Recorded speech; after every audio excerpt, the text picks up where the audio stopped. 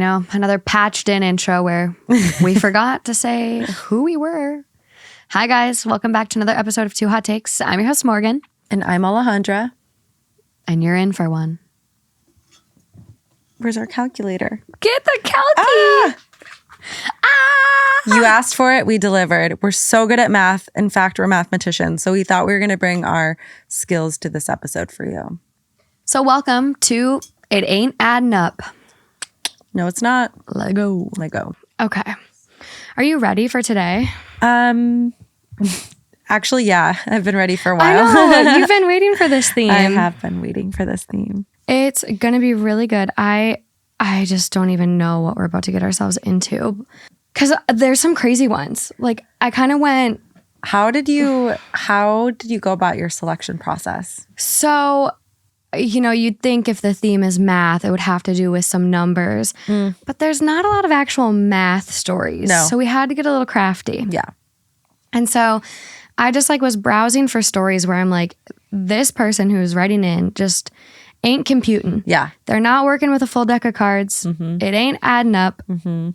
Blah, blah, blah, blah. So yeah, that was kind of my parameters for this equation. Segment. Yeah. This equation. I see what you did there. That's exactly, I was looking on Reddit for things that just didn't add up. Yeah. Like, this does not add up. No. The math is not mathing.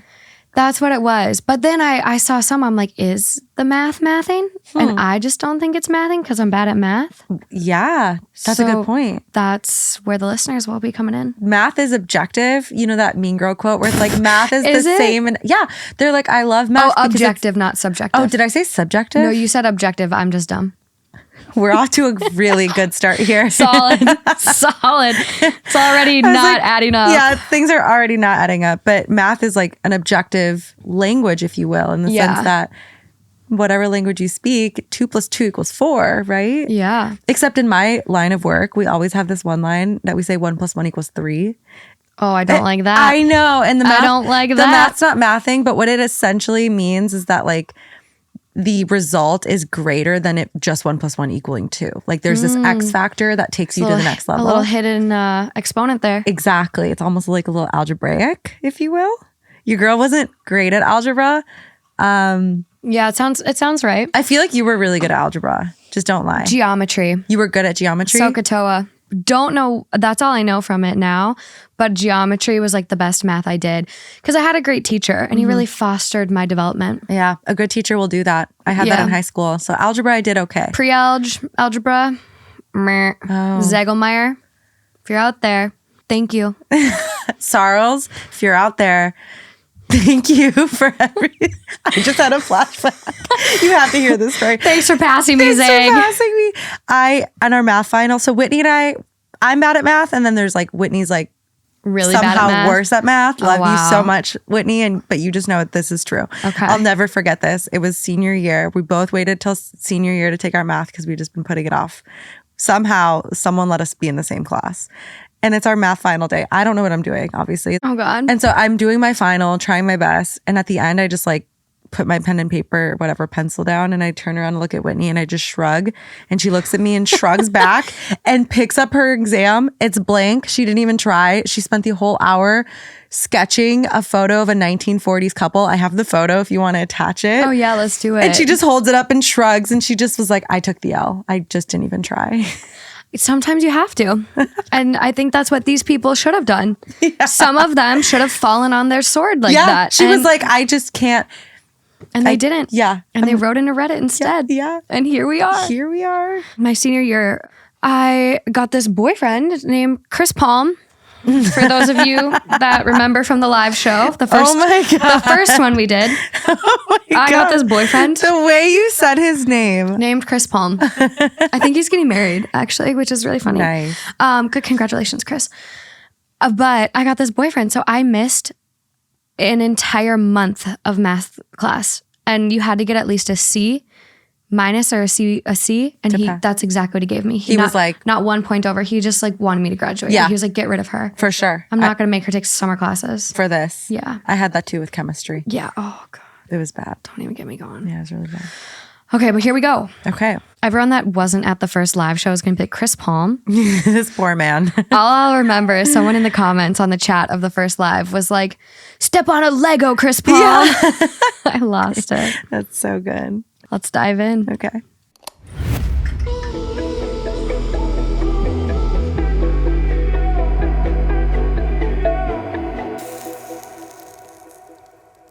Okay, this first one is just going to be a rapid fire just to get us going. It's a little out there, but OP is in the comments, so maybe they are genuine. Okay. My fiance cheated on me at the start of our relationship. Says it doesn't count because it was with his sister. Stop. No. Stop. I got to give us a good warm-up. How could you start with that? Okay. It's a good warm-up. Okay. We've been together just over 6 years, since the very beginning of college. We've never had any significant issues, and he's been a good partner throughout our relationship. We live together and are getting married in September, or at least we were going to get married in September. Now I don't know if I can go through with it. His sister and I had an argument yesterday that culminated in her telling me that my fiance had cheated on me with her about 5 months into our relationship. Oh my God. He defended himself by saying it doesn't count as cheating if it's with your sister. And the only reason he did it was because he was less experienced than I was and he wanted to practice so he'd be better for me. I don't even know how to respond to this. I've gone to stay in a hotel for now because I need time to collect my thoughts before I make my decisions. I feel like if he'd admitted he'd made a mistake and clearly regretted it, I'd be able to forgive him, though it would still weird me out that he cheated on me with his sister. The fact that he's trying to justify himself and doesn't think I should be mad makes me wonder if we have a future together. I don't have anyone to talk to, and I'm hoping the internet hive mind can help me sort out my feelings about this. Any advice? Thoughts? Run. I have questions, but I don't even know if I want to know the answer. So there is a comment. Okay. Someone goes, please tell me you forgot to add step. OP responds, nope, they are full biological siblings. Oh my gosh. Okay, that was one. What do they mean by hookup? Full bio, they're only 1.5 years apart in age. OP goes, 6 years together still means something to me, I guess. I'm in shock and staring down the barrel of losing the person I thought I'd spend my life with, my home, my friends, since many of them were his friends first, and the future I'd built for myself in my mind. I think I'm still clinging on to all of that and having a hard time letting go of it, even in these circumstances. Tell his friends he fucked his sister and they're yours. So they had sex. It doesn't get specified anywhere throughout these comments. So not that it matters, because to me it's equally disgusting. But I don't know. This is really bad to me. I think I would agree. Yeah, personally, I don't come back from that. No. I think one, they were together for 5 months, and I don't know what that's defined by. Like, were they casually dating? Were they just talking stage? Like what is that really? Right. But I think regardless, if it was with someone else, yeah, you could probably get over that. But his sister, that's someone that's in his life. And it's not like, it doesn't sound like he's going to cut her off. So I just can't get over. I'm trying not to sound judgmental, but I just don't know what headspace you can be in where that's okay. You know what I mean? Well, yeah. And I guess like the whole reason he did it is because he was less experienced than her. That's the point I'm getting at. It's so insecure. It doesn't make any sense. No. So what? I don't know. How do you convince your sister to do that? I don't know. I don't like this. I have, I don't even know what folder I saved it in. This is so problematic. But I have seen a couple stories of like, of people finding out their parents were actually siblings and ran away together so they could get married and like have a life. What? Yeah. Aren't there laws? Laws, yes, but I'm blanking on the aren't there like incest? Yeah. Aren't there incestual? Definitely like genetic implications, Yeah. like a lot of, birth defects or abnormalities and things like that, but they all ended up fine. Okay. Like her and her siblings. It's crazy. I don't know where to stand on this. I don't know. I've never I'm speechless. I know. I don't know what to say other than I personally don't think I could look past it. Like I'm putting myself in the shoes of It's a deal breaker. Yeah, someone who just had a long-term boyfriend, 4 years. He has a sister. And if I had found that, I just don't think I could ever get over that. I think that would be too uncomfortable for me to imagine. And then I would think I would forever have a little bit of a severed relationship with his sister. Yeah. And that would just be an all-around weird dynamic. Like, do you keep that from your family and friends? Do you keep that from his family and friends? Like now she has to kind of bury this secret for the rest of her life, or it has to be this like open topic, but that's just so uncomfortable. And I can't imagine everyone's just going to forget about that. Yeah, it would definitely be quite the can of worms to open up, especially like to his family, because no chance his parents know. Right. Imagine your parents finding out about this. Oh, the thought of just seeing either of my brothers even naked. Exactly. Oh my gosh. I'm sorry. I probably just looked like a cat having a hairball. No, it's so bad, but what's her question? How do I get past this? Yeah, she's like, what do I do? Like, any advice, thoughts? I think kind of like her comment says, she's just like grappling with the idea of like this massive loss. Because everything you thought about this person, the past 6 years of your life have essentially been a mirage, a lie. Like false in some, in some pretense, tense. I don't know. I think maybe it was like founded on a false pretense, but all of the good times that they shared are still good times as far as what we know from what they've shared. Like, I think that the concept of looking back on your relationship and feeling like it was all a mirage or smoke and mirrors is typically what people explain when they come out of a relationship with a narcissist or a sociopath. I have been in a relationship with a narcissist for sure. I would think he's a sociopath. I don't want to diagnose him, but based on what I saw, I would believe that. Yeah. You know exactly who I'm talking about. Yeah. And I think you'd agree with my analysis. But anyway, when I look back on that relationship, everything felt like a mirage because essentially they're blowing smoke up your ass and they're mirroring you and telling you what you want to hear. In this case, I don't know if he's doing any of that, but I feel like the relationship is probably still real. Okay. I agree with you. It's just like it started off on the wrong foot. Yeah. And I guess you have this really messed up situation, and if you decide to go forward, you now have a potential secret you have to hold on to forever. Exactly. Now and get past. Exactly. Like, can you get past being with his sister in the room? Or if they sit together on a couch, are you going to envision them having sex? Thanksgiving dinner comes around. They're joking over the sweet potatoes.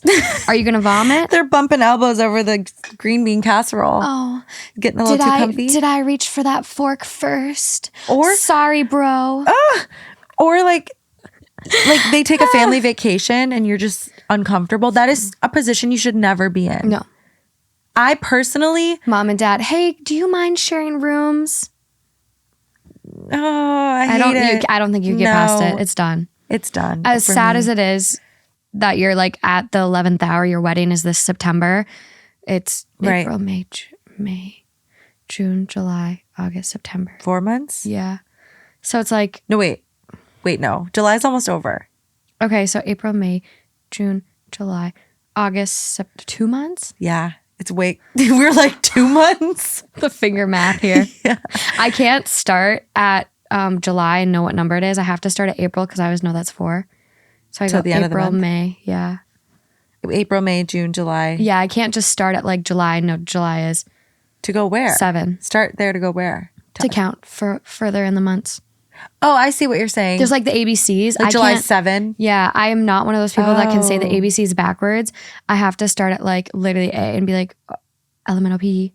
I can do elemental P, Q, R, S, T, V. I could not do the ABCs backwards. Some people are just fast. I feel like there's not many people who can do that. There was a kindergarten teacher at my school, Hermantown Elementary. She taught everyone how to sing the ABC backwards.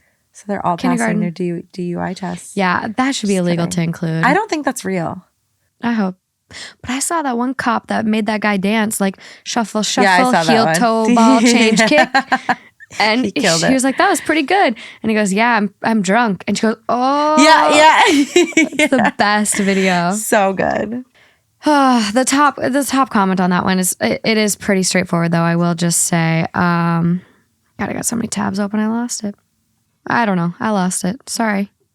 Uh-oh, the people are going to want to know what that top comment is. Oh, I found it. Okay, good. Because people are going to be up in arms over that. I know it. That's how long it is. Incest is the bigger problem. Thank you. Than who he gets married to. Leave and be thankful you dodged a bullet if this isn't a troll post. Mm-hmm. Moving on to stuff that I actually see happening. Okay. That one you don't see happening? I do, actually. Okay. People are sick. People are sick. Am I the asshole for predetermining my baby's sex? Sorry if the title isn't great. I had a hard time coming up with something that would make sense. Hopefully it does and it's not misleading.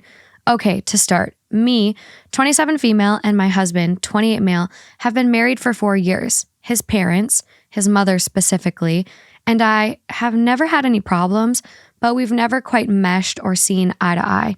We've always gotten along and been civil. Our future family has been the talk for years. My husband will be the last of his siblings to have children. All of his siblings have at least one. It's been a running joke in the family that if our first happens to be a girl, she won't be accepted because everyone else had a boy as a firstborn. The joke has never quite sat right with me, but I've laughed it off because I don't want to start anything and maybe I'm just being sensitive. Fast forward to a few months ago when we started trying. It took about 3 months for me to get pregnant. We tracked my cycle and had scheduled sex for the best chance. Infertility runs in my family, and my hubby and I agreed on a big family, so I've been worried about starting a family so late in the game. When I did get pregnant, we were overjoyed. We had all the typical couple conversations that come with having a baby, the excitement, names, nursery themes, gender predictions, etc. He talked about wanting a son first so he could be the big, strong leader for all his younger siblings and carry on the family name, a very big deal to him instilled by his parents. I expressed my desire to have a little girl that I could dress up and match with. It became a playful banter.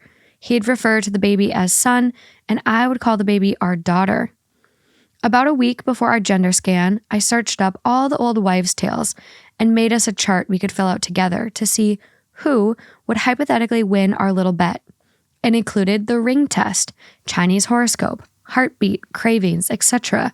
The results ended up being about 50-50 in the end, which made us even more excited to find out for certain at our scan. The following week, we went to our appointment and discovered that our baby was a girl. Ooh! We were both extremely excited. Hubby was disappointed to lose, but told me he was overjoyed to be raising a daughter by my side.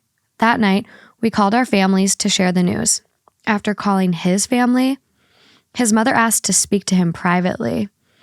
I went to bed all alone as their conversation carried on for well over an hour. The following morning, I woke up alone.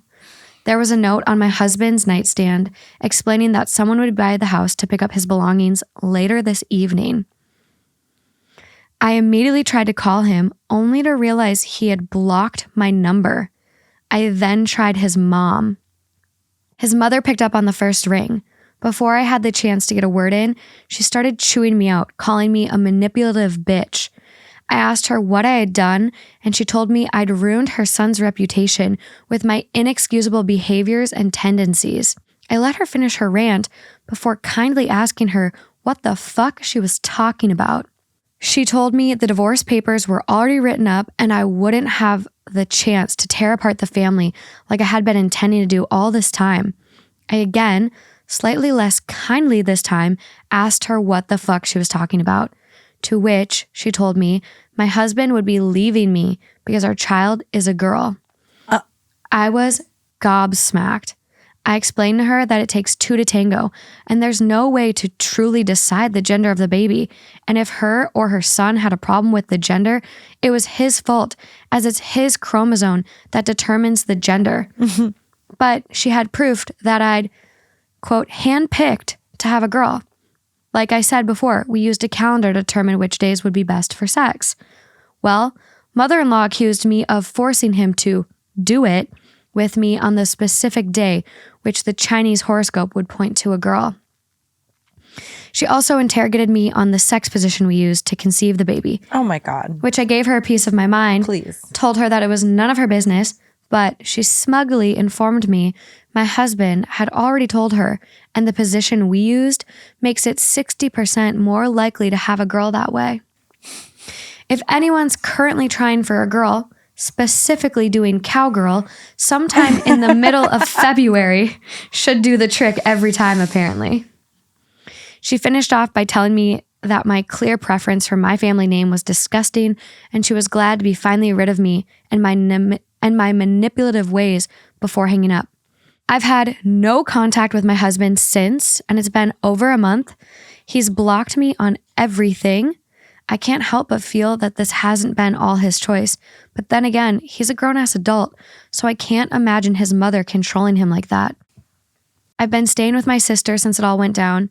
She says I can stay as long as I need, but I'm thinking I want to get my own place, maybe even a few states away. What do I do? Should I pack up and move on? Should I continue trying to contact my husband? Any advice would be appreciated. I don't know how to say this kindly, but that guy and his family are the most unhinged.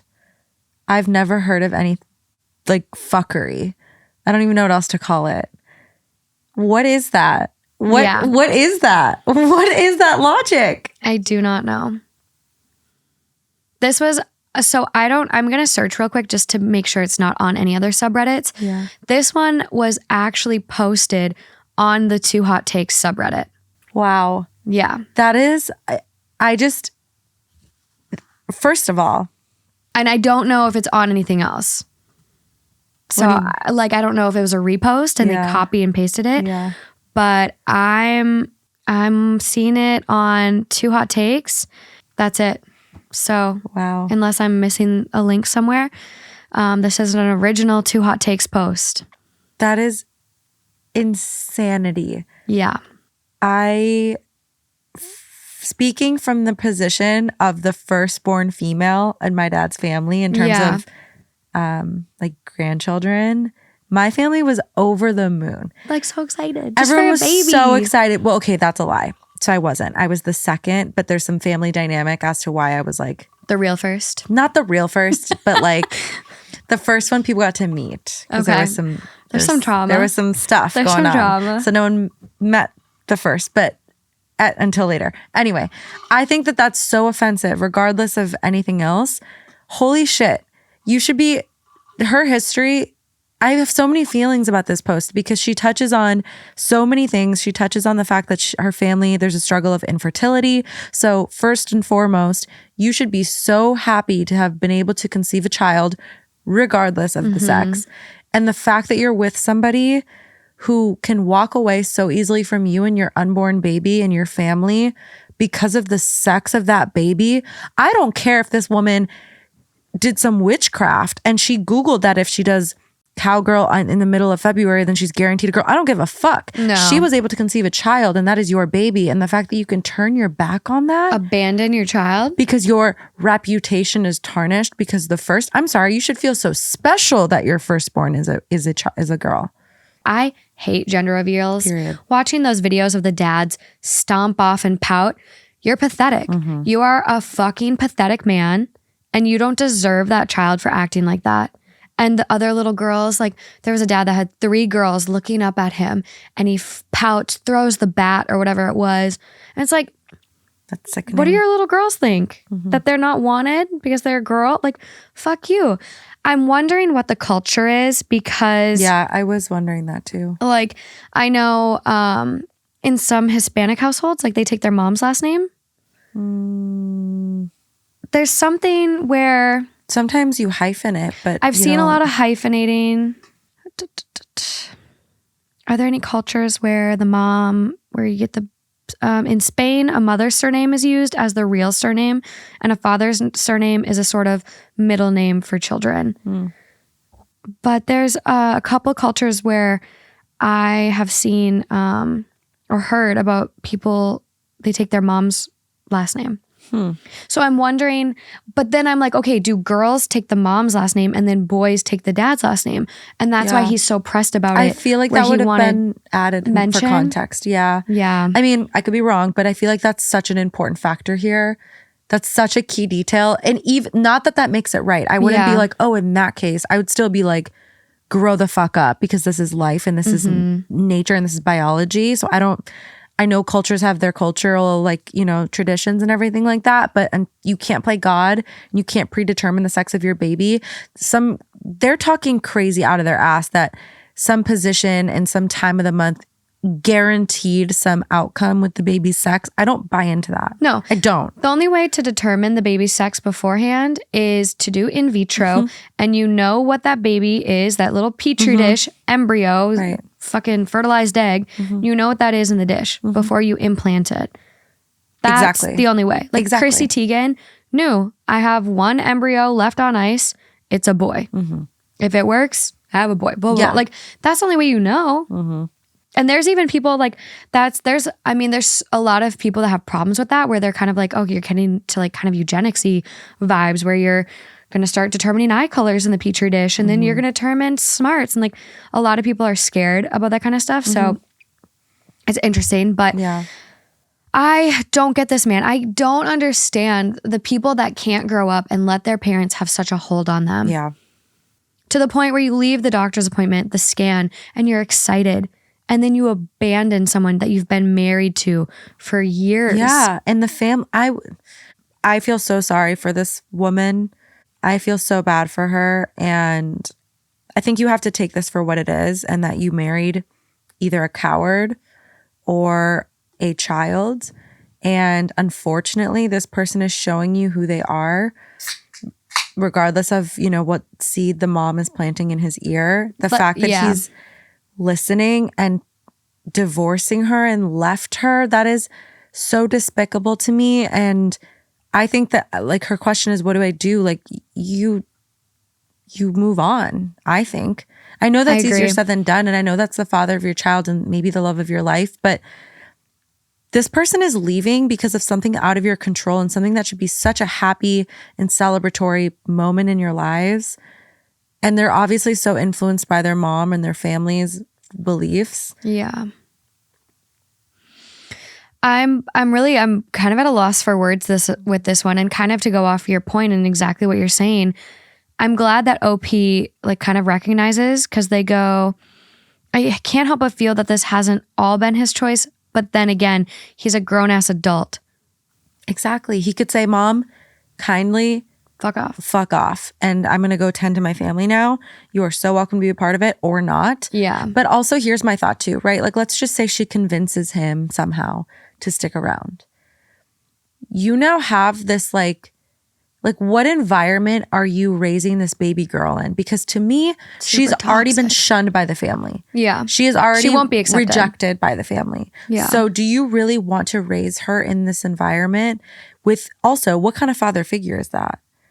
No, I don't think anyone that's willing to abandon you over this, it's not just the fact he was upset. Okay, you talk to your mom and you realize, wait, okay, I did want a boy. I'm a little upset. Yeah. Okay. There is some validity in being sad. You're not getting the expected gender or the desired gender. I get that. You can be a little sad. I still think you're goofy, but I get it. But to then not even have a conversation with your wife, to block her, leave, and have the mom be the one communicating to your partner and saying, yeah, the divorce papers are getting dropped off. Right. Coward. Have a conversation with this person. You married this person. You love this person. You decided to have a child with this person. You owe them that. Yeah. At the bare minimum. And I mean, what are they citing as reason for divorce? Irreconcilable differences. How? Like, you stand before a judge and you say, like, sir, I believe that, or sir or ma'am, like, I believe that she dictated the gender of our baby and therefore I refuse to have a girl. Judge is going to laugh this out of the courtroom. Yeah. Which is where exactly OP needs to go. Yeah. Take him for everything. Yeah. Get the max fucking child support you can. Live a cushy life. If he can afford to give that alimony and child support or whatever. But that's like the top comment on the Two Hot Takes subreddit thread too, is take him to court and get the child support that he owes you. He doesn't get to shake off his responsibility like that. which is what he's trying to do. Yeah. He's trying to have a fresh slate. Yeah. He wants to go get married again and have a baby with a woman who's going to give him a boy.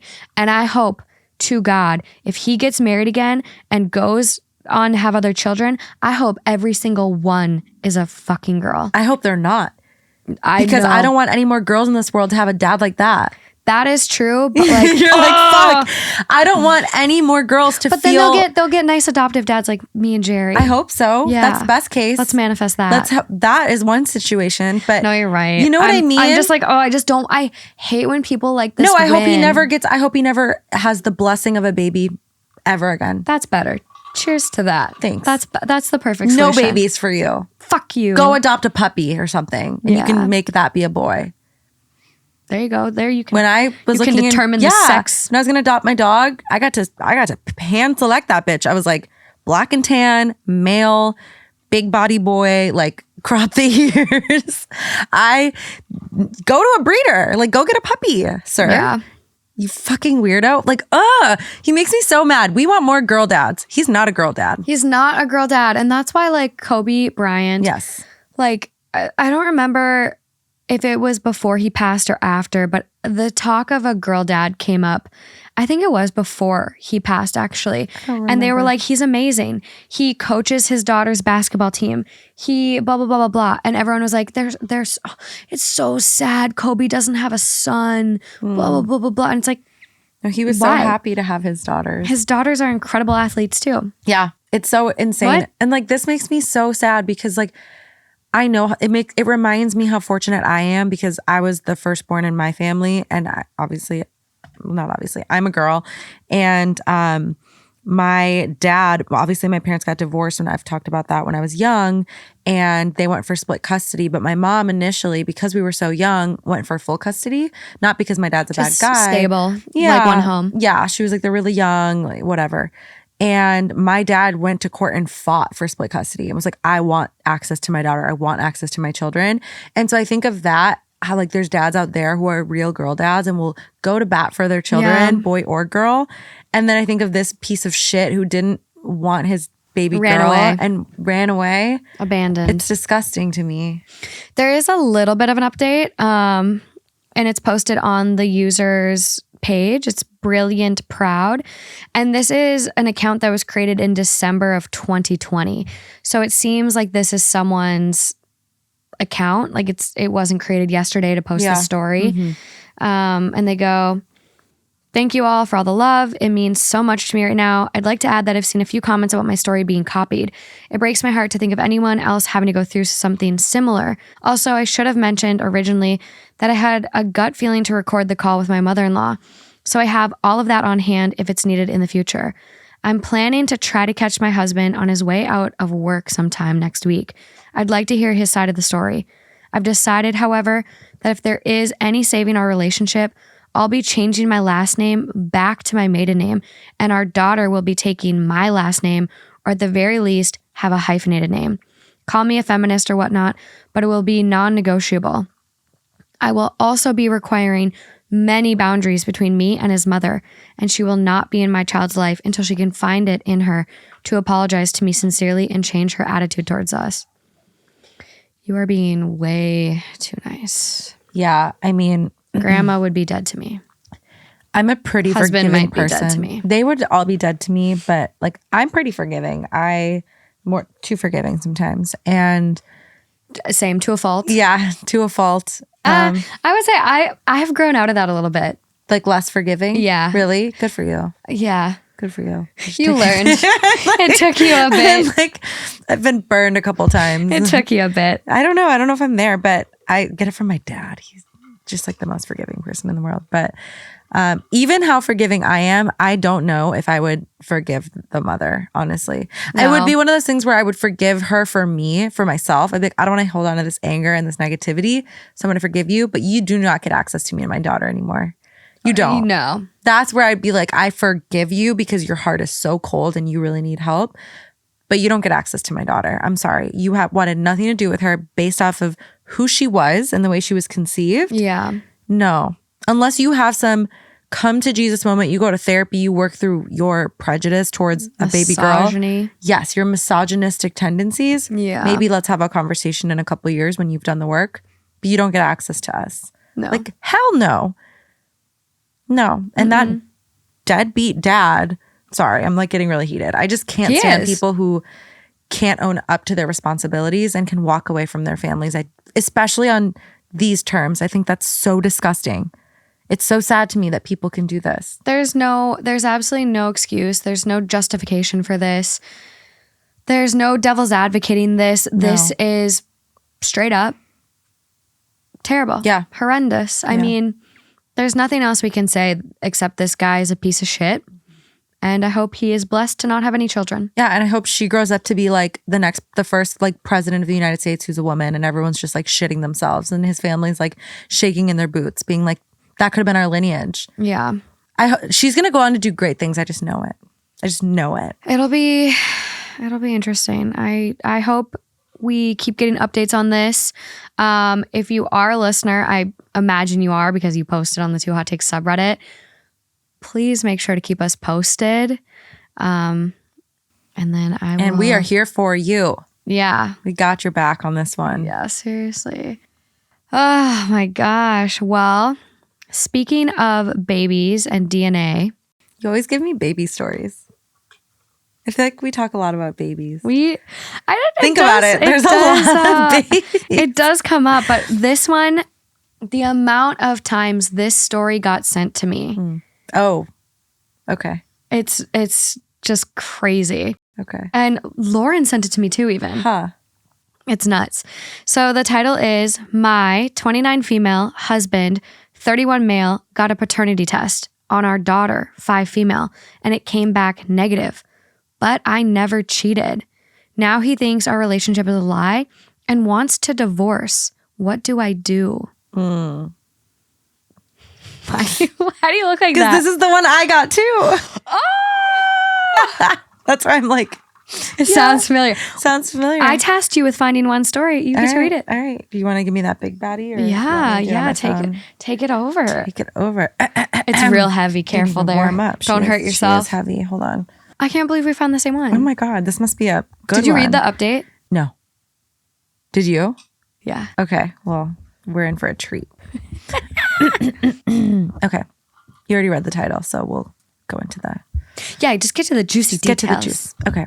I don't know how it happened, and I haven't been able to stop crying all day. I never cheated. I love my husband, and we've been together since college, and he's the love of my life.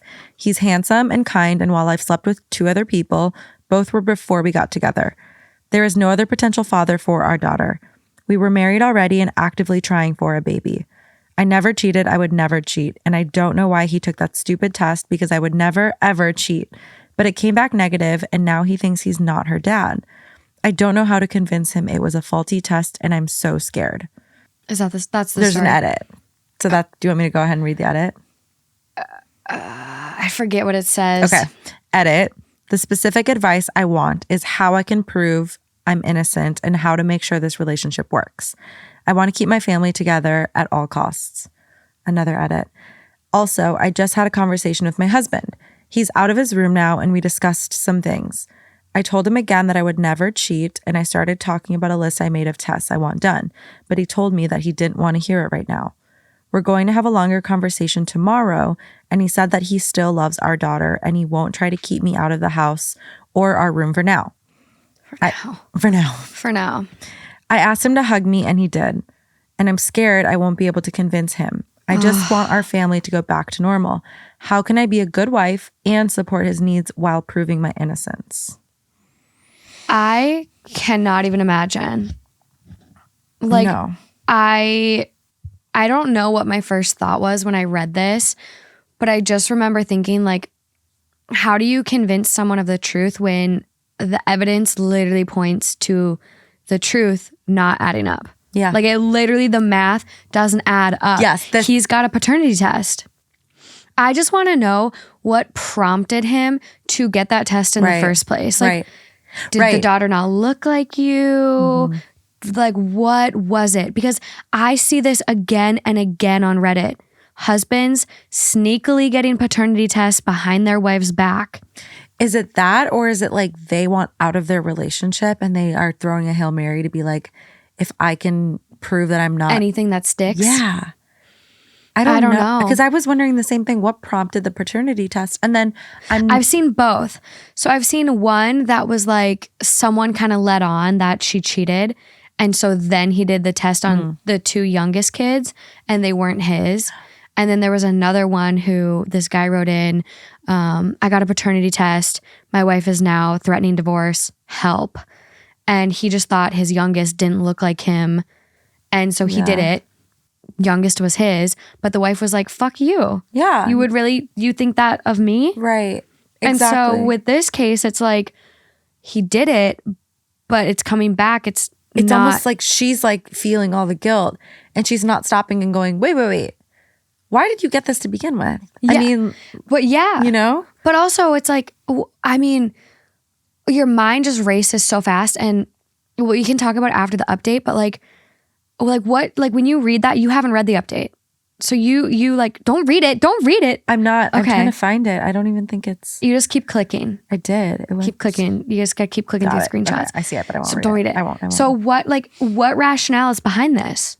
Like when you hear this story, like to me, I think I sat there and I was like, what's going on? Like this is a Twilight Zone. Yeah. Like what could be the possibility? Like DNA tests like got mixed up in the lab. Like what was your... Yeah. Don't you dare read. I'm not. I switched back to the original post. I see your little eyes. It's the OG post, I promise. I see your little eyes on the screen. No. So what are your thoughts? Well, my thoughts are I'm not blaming her or accusing her of anything, but I just thought it was a little interesting how many times she says I wouldn't cheat. Didn't that strike you as like, she keeps saying it throughout the whole post, I would never cheat. I would never cheat. Like, sis, I hear you. Yeah, like almost to the point where it's like, okay, you're hitting, you're beating a dead horse. Like, I would never. And it's like, oh, well, okay. Well, not just that. It's like, it makes her sound guilty of something. And we don't know. Like, it sounds like an awful situation. No, and I do feel a little bit, like, obvious because I know I did read the update. Yeah.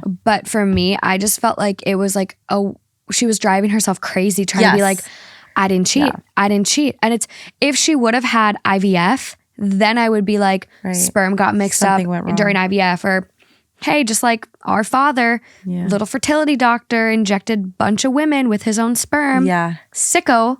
Great documentary, but sicko. Netflix, really good. I need like what's it called? Our Father. Oh, yeah. It's that fertility doctor and multiple other fertility doctors with DNA testing. Now it's coming out that multiple doctors were doing this. They're putting their own sperm into... They were putting their own sperm in these women that would come to them for IVF. Oh my gosh. And not all of them were just getting donated sperm. Like there were some women that went with their husband and had endometriosis or whatever and needed in vitro fertilization. And they were there with their husband. Their husband would go into the room, give a cup sample with sperm, and the doctor would just throw it away and use his own sperm. He literally would be in his office masturbating with the cup and then would come in to the exam room. That's so sick. So what was the point? They just wanted their like legacy to... Yeah, there's like, they talk about it in the documentary, but there's kind of like a cult that, and there's a few religions. There's another documentary on Netflix about the cult in Texas with amorous. Yeah, like the leaders have a lot of wives, and the more children you have, the closer you'll get to God.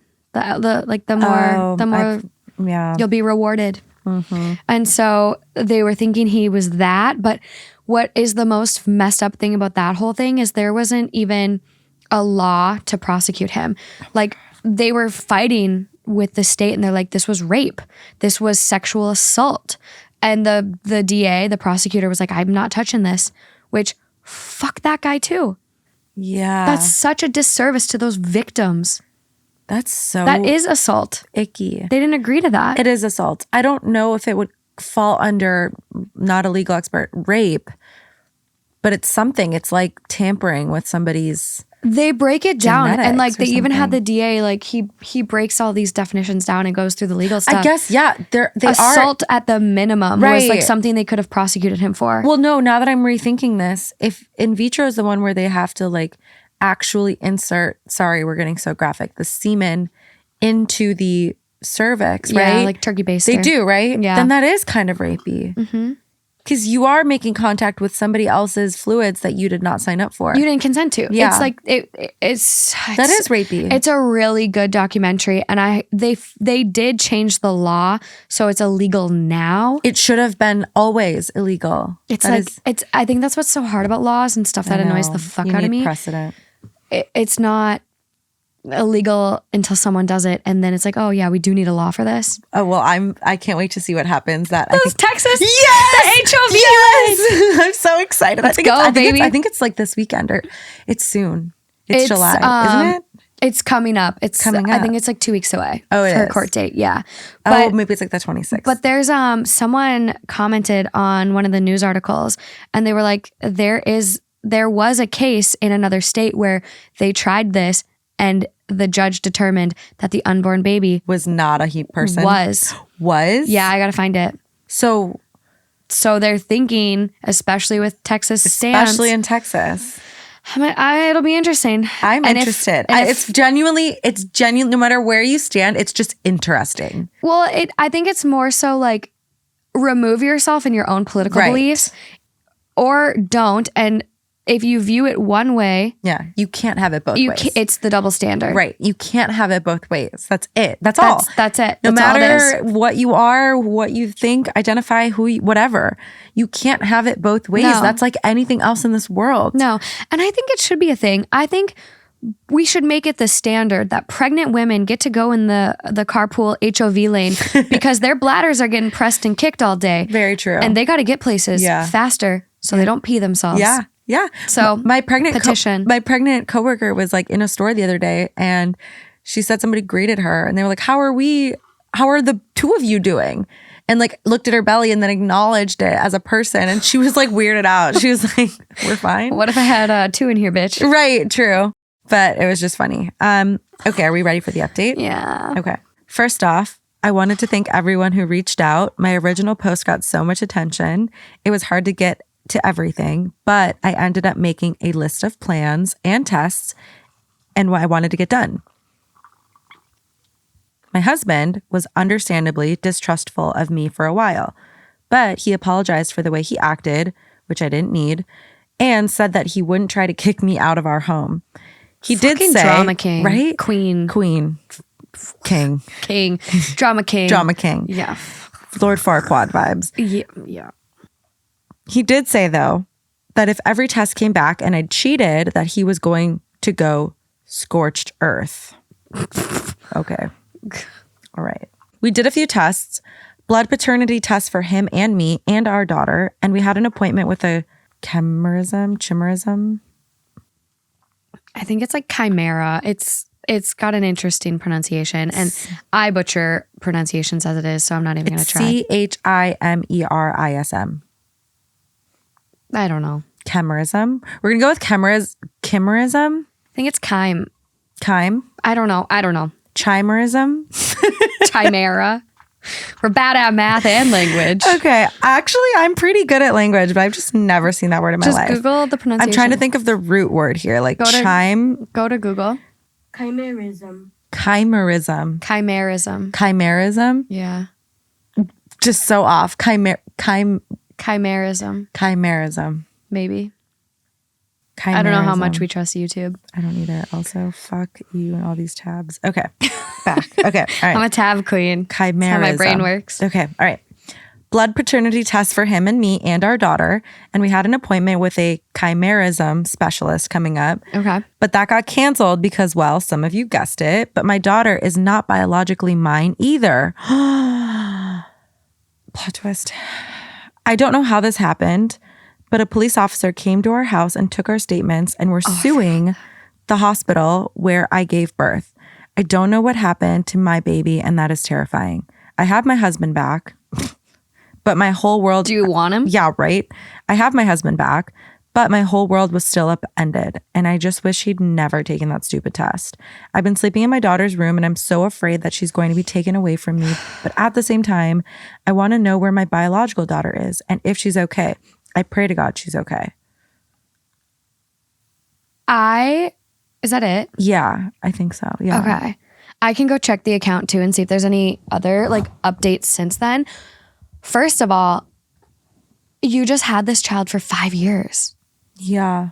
Like they got to track down their kid. It's not like, oh, let's all keep this to ourselves, especially if they're suing the hospital. I know. It's all going to come out. It's not like they can get the best of both worlds and What they do you get their do child. Here? Like even if they find their child and she's okay and she has a nice, loving, warm family, are you just going to like trade? Like what happens? What happens? I don't know. I think we need to like phone a friend. Like we need to call a lawyer. But well, I think what happens legally is you are entitled back to your biological baby. yeah. And the biological baby that you had is also entitled back to there. Now, there's so much room for gray area here, but I would imagine that's what happens, right? Yeah. In an ideal world, but this is the whole nature versus nurture thing, because what if both families decide that they just want to they don't want to switch? Then you might go through a formal adoption process. I know, but then if those children find out down the road, like everyone's life is so upheaved. Oh, I went to the doctor and they just offered me a free 23andMe, and I literally said to my family, I go, if there's anything I need to know, now's your time, because I'm about to do some dirty digging on this family. Yeah, like am I going to find out my aunt is my mom? Exactly. Or my sister's my mom? Speak now or it's about to get weird. It is. I don't know. I don't know how you even navigate this going forward, because I think at the end of the day, you're still heartbroken. This isn't a win situation at all. No. Because you lose. You lose your child of 5 years, the child you loved, thought was yours, nurtured.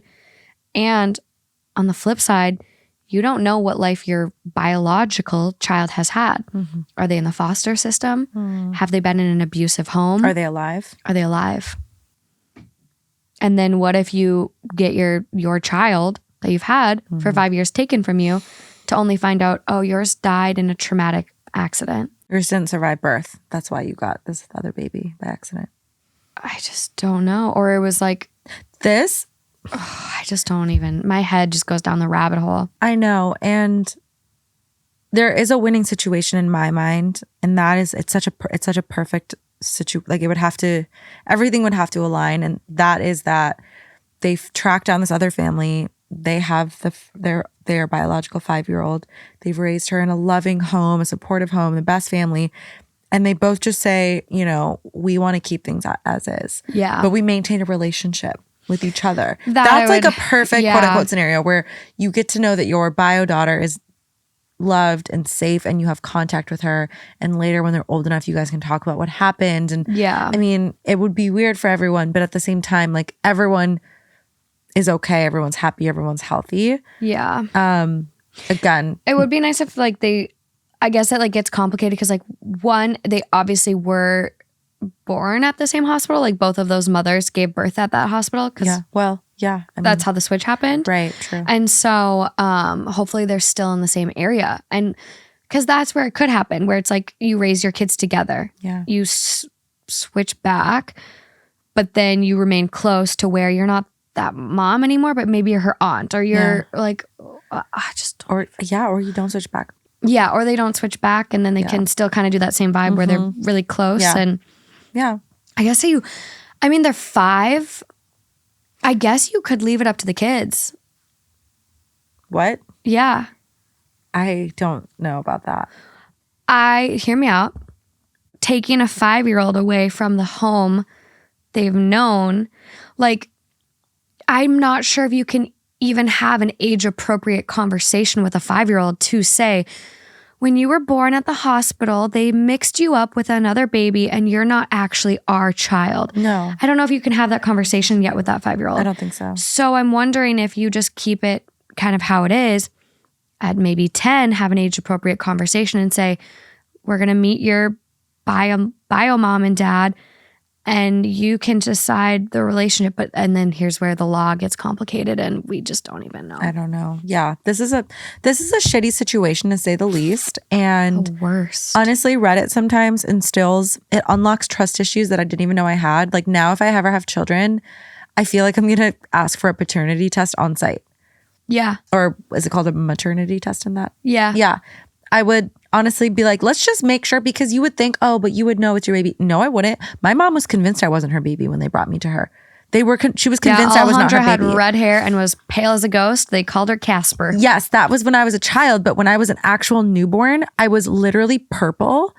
Like, because I guess I had like lost oxygen or something, and I had a ton of black thick hair. You had black hair when you were born, but then it turned red? Yeah, it like all fell out and it went red. Your genetics are crazy. I have the weirdest genetics. I had blue eyes until I was like 3. I know like most babies have blue eyes when they're born, but mine like stuck around for a while. Yeah. And then went brown. Yeah. And my hair was bright red and curly. Like, wow. And then it went like dark. And then had the most, honestly, you should put up a photo. Like my skin was pale, like translucent. And then I got olive skin later. It's so wild. I know. But my point is, like, I would honestly not have any idea. I'd be like, I don't know. I think it, like, I don't know. They all look the same. I know. Babies. Yeah. And I think the thing is now, they used to, I mean, if you think about even television shows, they would show it, like Friends. They used to put babies in like a whole nursery with like all the babies together. Yeah. They don't do that anymore. They don't. No. So at least at the hospital, my sister-in-law gave birth. Like that baby does not leave the room unless you have to go to the NICU and your baby needs special testing. Like obviously then they take it out. But their children did not. Well, I don't know about Emmett, because Emmett got a little bopped up in the birth canal. Oh. Emmett almost died. Oh my God. They almost like literally told my brother, we have 60 seconds and if we don't get him out, we could lose both of them. Like it was very traumatic.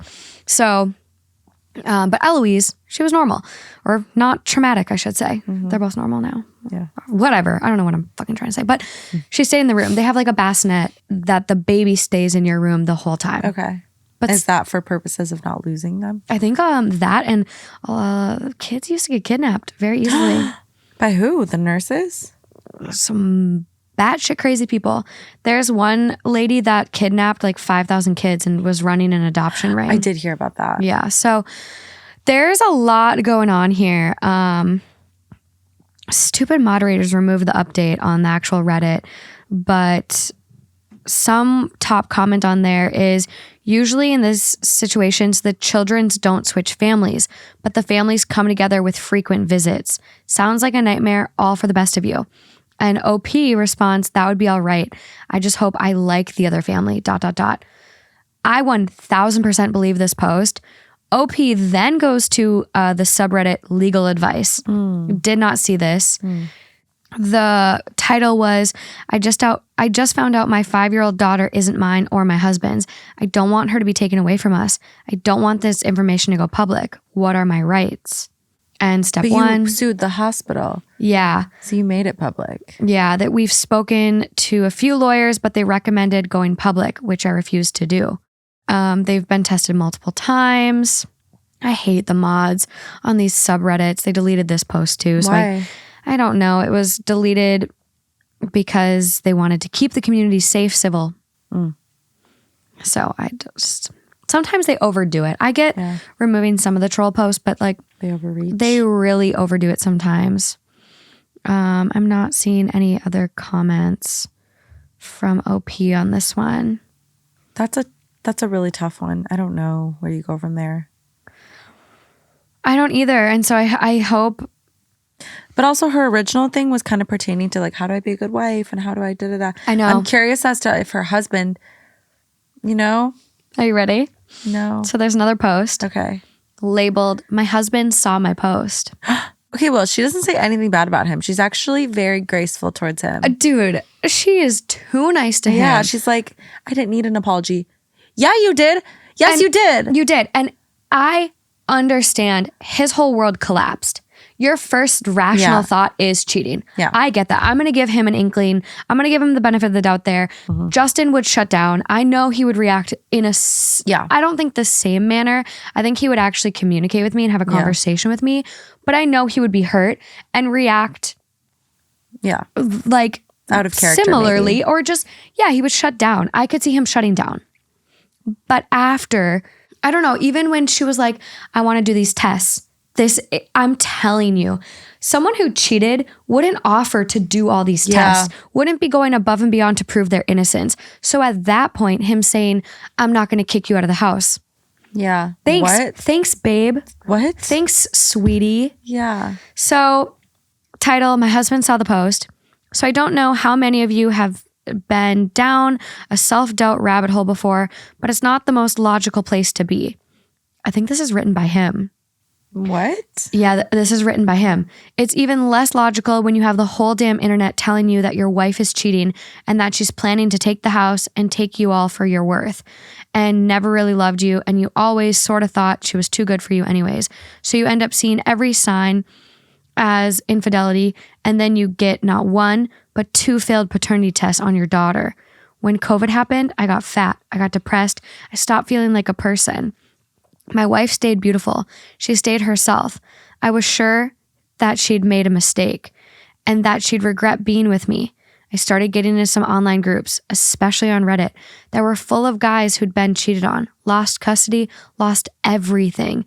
And when someone said that his tip-off was that he and his wife both had blue eyes and their son had brown, I felt fucking stupid. I did not want to jump to conclusions, but when I made a post about my fears, everyone said that she was cheating. People said not to say anything because she'd use it to hide her cheating and get ahead of me on the divorce. I got the test and didn't really think it'd come back negative. Then it did. I didn't want to believe it, but I pulled back. I felt betrayed. I wanted to be a good husband, but I couldn't shake this. I tried to find evidence of an affair and failed. I got another test. When that one was also negative, I snapped. If you've been cheated on, you know what it feels like. My wife denied it. I got angrier. I just wanted her to leave. I didn't want to go through what everyone seemed to think was going to happen. I didn't want to lose custody of my kid. I didn't want to lose my house. I was scared and angry, and I wanted the truth. I felt like if she couldn't even be honest, there was no getting past this. I took a few hours to calm down. And when she came back with a list of tests to take, I tried to keep my cool. I tried to keep my cool for so long. I know I was wrong about the affair, but so was everyone else in my ear. My kid is genuinely not biologically mine. I didn't immediately consider the switch at birth was even an option. I've been through a messed up time, and I don't think getting angry one time because I thought my wife cheated and lying about it makes me a monster. So, okay, fine. All right, buddy, old pal, we'll let you have it. No, and I get, we all have our insecurities. 100%. And COVID really has rocked so many of us. Yeah. I think it's unfortunate in this situation that he let... Reddit is an amazing place, and Reddit can do magical things and help people find amazing communities. It's sad that he fell into one that was kind of vapid and spewing insecurity and doubt and self-doubt. And just, I'm sad he fell into that. And instead of communicating with his wife and saying, babe, I feel like I've lost myself. I've gained weight in COVID. I don't feel like, I feel like I'm a shell of who I was. And I'm noticing that our daughter has different colored eyes, because they could have done those paternity tests together. Mm-hmm. It didn't have to be this battle on his own. Right. And so I get his reaction after the tests because, like I said, I could see Justin being rocked. I just wish he wouldn't have fell down that hole and would have communicated and been more of a partner, because he was playing this like a chess game, and I need to go behind my partner's back and I need to beat her before she beats me. Yeah. Versus I trust this person. I love this person. obviously, because I married them. So I'm having these feelings. I can't open up to them. Mm-hmm. It's very, very sad. It's just sad, everything about it. The first reaction I had after hearing his side of things is that the unfortunate reality is that hurt people will hurt people. And sometimes people get in their own way. Like I saw this quote today. I think it's by Ryan Holiday said it. And he says like, we suffer more in our imagination than we do in real life. Yeah. And it's like we create sometimes, right? Sometimes in our reality is actually that hurtful and traumatic. But a lot of times we can create a situation that is very catastrophic or worst case scenario. And we suffer and we put ourselves through this suffering and this pain and of a scenario that hasn't happened yet. And my belief is that, to the point about Reddit, like kind of spewing these things, is I do believe that, but also, and here's where I'm going to be a little bit of a devil's advocate. No, I like it. Let's go. You know me. I always want to like look at every single side. Let's see all the sides. No, because I agree. My takeaway is the same as yours. I would just say that like, I also think that you have to consider the fact that this person was really down on themselves. His insecurity was clouding his judgment. It was getting in the way. He was leading with insecurity. So he went into his Reddit post. I would love to see what that Reddit post said, because I'm willing to bet it was written in such a way that the community also fell into his narrative. Yeah. Do you see what I'm saying? Well, when you go into something looking like... You're looking for... Yeah. It's like if you go digging, you're going to find dirt. Yeah. Well, it's also like almost listening to something with your triggers. So it's right. like if you're feeling insecure yes. and you gained weight through COVID, but your wife stayed beautiful and all this, and you're almost like, God, like almost everything's triggering for you. So you fall down this rabbit hole of other people who gained weight during COVID and their partner stayed the same, and maybe their partner cheated, and you're like, yes. Oh my God, the shoe fits for me. Yes. This must be my life as well. So it's almost, you start convincing of things, even though they're not as relevant to you. Right. But if it fits a little bit, you'll convince yourself that it fits entirely. It's kind of like when you Google your symptoms and you convince yourself that you have like WebMD, cancer now, because some of them resonate with you. It's like you're going fishing and you know exactly what you're fishing for. And similarly, the community that might be responding or chiming in has maybe been through something similar. And also, this is also a really, really good illustration of how when you get one perspective, it's like those movies where they show you like different perspectives of the reality. Oh my God. And it kind of fucks you up because it's the same situation, but you see it through two different lenses. Oh my God. What's the one Christmas movie that's iconic? It's like, I love it. I don't know. It's with everyone in it. Not Love Actually. Yeah, Love Actually. Yeah. Isn't that so interesting how it can be the exact same situation, but when displayed through two different perspectives, you get a whole different rendition of it. Yeah. And so it's like they both are in a fucked up situation, for lack of better words. They both had their child switched at birth. And they were both living a lie. But he convinced himself that lie was something different, and that his wife was like out to get him and coming for everything, and that she lapped him and is, winning at life. And he feels so down on himself that he convinced himself that he was not worthy of her, and that she went off and cheated, and that's the baby that they have now. And meanwhile, she's over here like, I didn't cheat, like going crazy, feeling like, And so anyway, I mean, long-winded way of saying I feel for him, because I know. We can see it now, especially getting his perspective. Like we do empathize with him. Absolutely. Insecurities can absolutely, like when I'm insecure about certain things, I turn into a different human. I let it. I'm the queen, president, and CEO of self-sabotaging when I feel insecure. Yeah. Truly. And that's exactly what he did. I'm in the same boat. I mean, look at me last week or 2 weeks ago. It'll be 2 weeks ago. Like, I was feeling so insecure from the comments. I literally took a week off. Mm-hmm. And I am glad I did, but like. That's not self-sabotage though. That's self-care. It's a fine line. That's not self-sabotage. I know, but I feel like in my head, I'm like, did I hurt myself by not releasing an episode? Like there's where the self-doubt comes in. And then it's like, no, that isn't something you should be insecure about because that is self-care. But I mean, I do it in other situations too. I think the moral story, we all do. Yeah. And if there's anything to take away from this, if you are feeling insecure and you are down on yourself and you have a partner and someone you're committed to, open up. Right. There's no shame in opening up. Yeah. There's no shame in being a sensitive man, an emotional man, insecure man, if you can then open up and communicate to your partner. Mm-hmm. I think even if he had communicated all of these things, like I'm feeling insecure, I gained a lot of weight, I don't feel like myself, I don't feel physically appealing to you, like all those things, it wouldn't have reconciled this inkling he had that she had cheated. He had no way of confronting that unless he asked her. And this is where there's a sign of mistrust, to be honest. Yeah. So even though he's feeling insecure and everything, I'm curious to know why he felt like he couldn't just take her at her word. Yeah.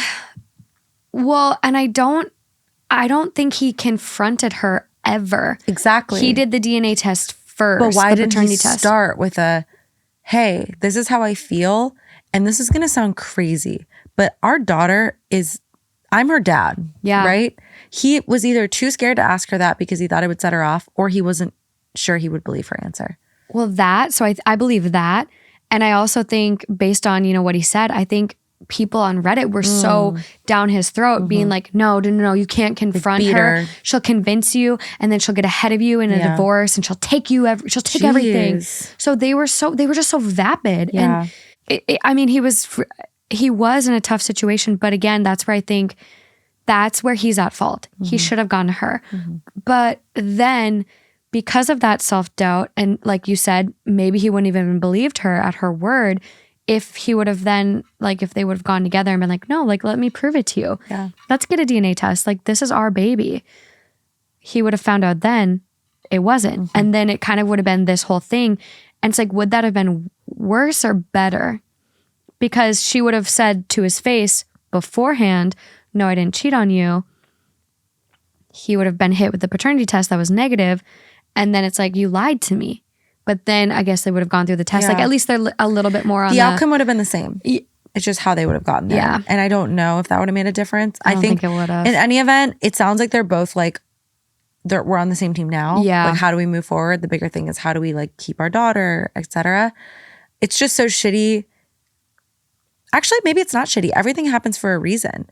If he hadn't felt insecure, if he hadn't weirdly gone that paternity test, they wouldn't even know. And I don't know, maybe that's for the best, I guess. Yeah.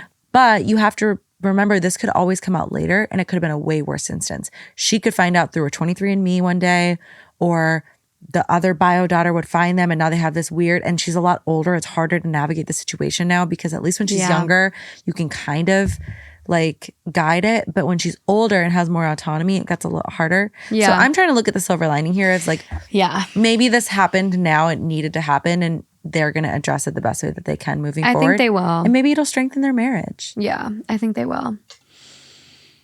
This is a tough one. Yeah, we had a lot to say. Let's move on to one that's a little more clear cut. Okay.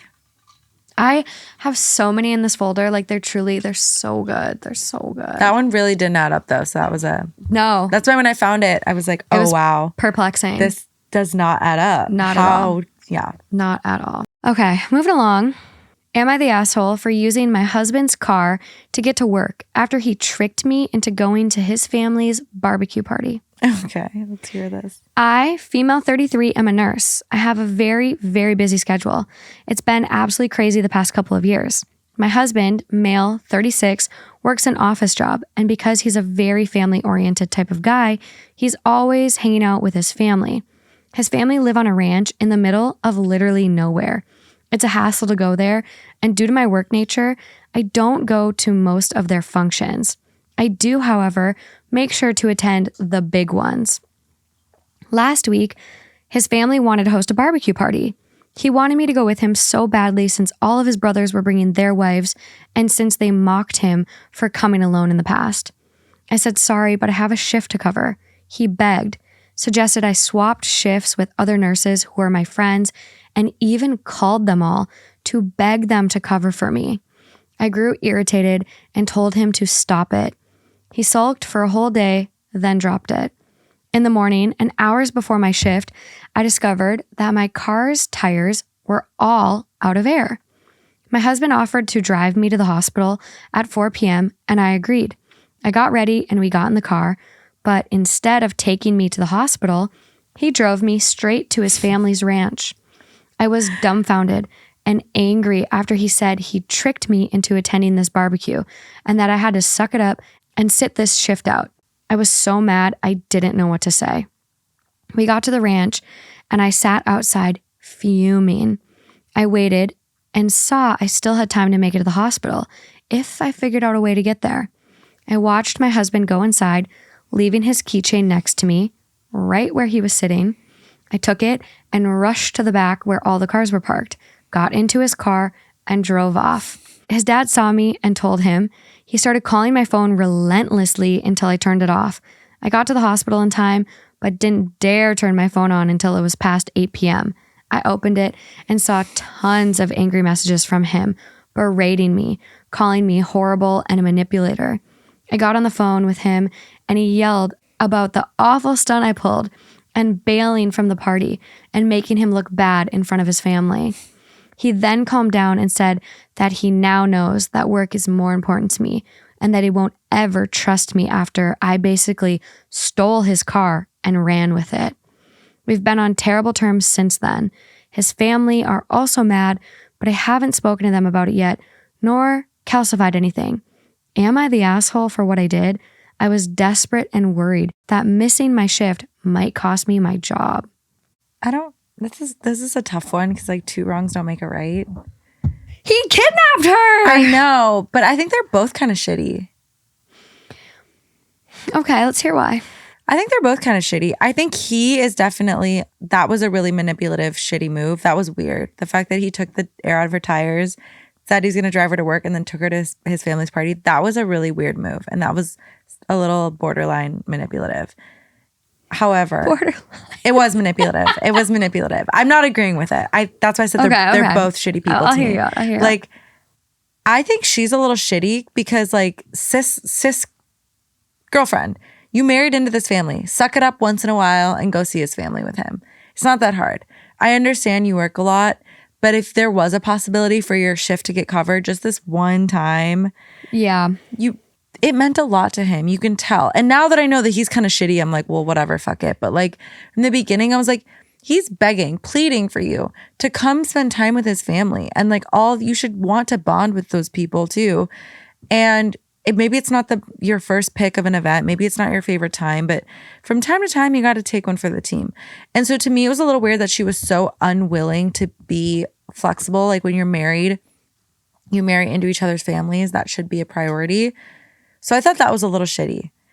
However, his shittiness does overshadow her shittiness because he fully lied to her, fully tricked her, did something against her will. He did compromise her job, which is really important here because she could have lost her job if she hadn't stolen his car to get there.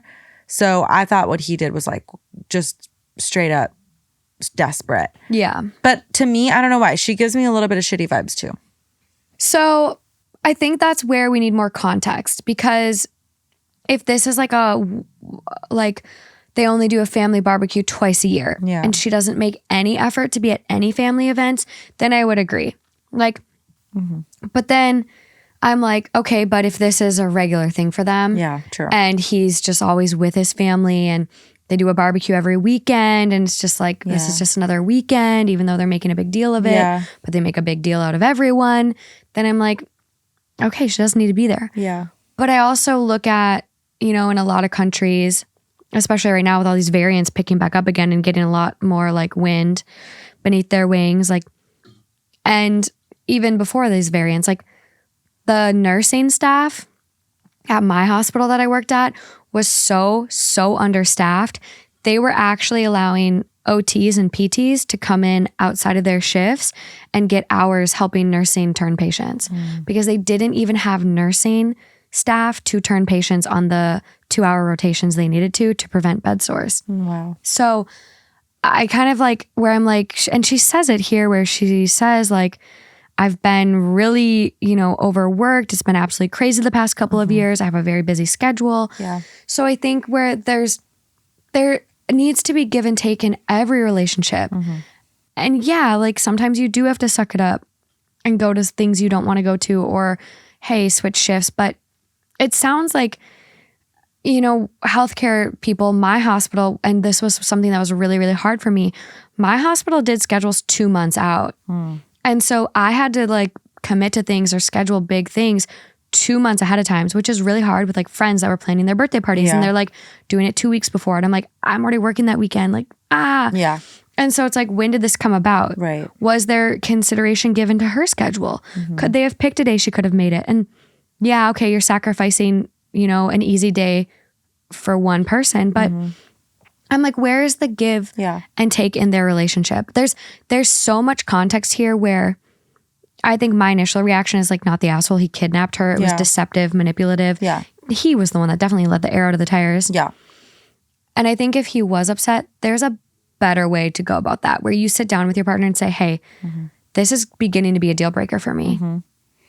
If you don't start making an effort to come to these family things with me, like we really need to reevaluate us. Yeah, it does seem like a mismatch in terms of compatibility. Yeah. Because I always think about when I date somebody, I always think about the fact that like, especially if you're in the mindset of like you're dating to marry, who is their family and what do they do? Because you're marrying into that. And how close are they with their family? How important is family time? Yeah. You have to be aligned on those things. You definitely do. Because you'll run into the situations like this. And I agree with you. I mean, I don't mean to call her an asshole. Like, I do need more context. Like, do they do this once a year or do they do this once a week? And did they ask her in advance? But I get where you were coming from, where like, if she doesn't go to anything, because he does say like his family mocked him for her not being there last time. Yeah. It's like, okay, the family sucks for doing that. But if she truly doesn't come to anything, then there needs to be more of an effort. Yeah. And honestly, like if I don't even think, if I had a boyfriend and he was never coming to my family events, I think my family would also mock me. Because they would just be like, is he real? So that part didn't really, you know what I mean? Like, are you making this up?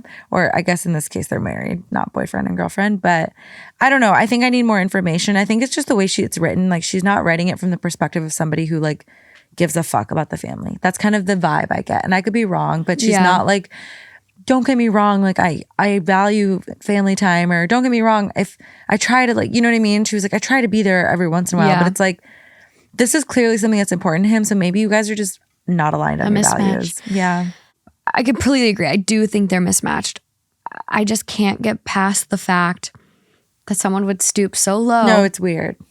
And also like a nurse missing their shift, like that's essentially people dying. Also, we're kind of overlooking this. The fact that he went to call her coworkers was a little overstepping for me. I saw your face cringe at that point. Yeah, because I'm not with that. So you cringed. For the record, she's not the asshole for taking her car to get to her job.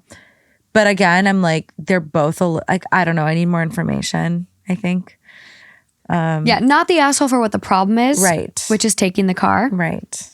But their relationship needs some help if they are going to stay. Yeah. Also, his reaction, I'm never going to trust you again because you stole my car and ran with it. You gave her no choice. Agreed. And also, like, he kind of tried to gaslight a little bit by projecting. He said something like, like, how could I trust you or whatever? Like, you manipulated me. What? Sir, you literally emptied the air out of all my tires, pretended to take me to work, and then brought me to no.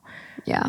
You are the manipulator. Don't call her a manipulator. No. She didn't manipulate anything. She took saw a window of opportunity and took it.